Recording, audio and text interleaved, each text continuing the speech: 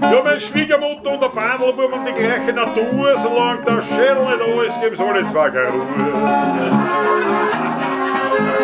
Da meistens verhaltene Reaktionen, weil so oft Schwiegermütter da sind, gell? Egal wie viele.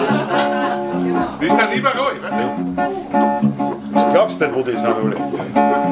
Ein paar alte Schachteln sitzen zusammen bei ein paar Achteln. Und wisst ihr, wie man das nennt? Kartonagen-Event. Das kommt auch nicht von mir, passt auf.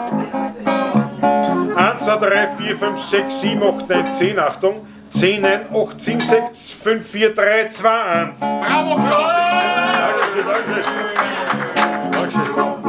Dankeschön, ist von mir. Das haben wir gehört. Ja, jetzt schreibe ich auch nicht mehr in Alphabet, aber das ist sehr schwer. Das ist so mit der neuen Rechtschreibung. Weißt, ich schreibe wie früher, aber heute stimmt's.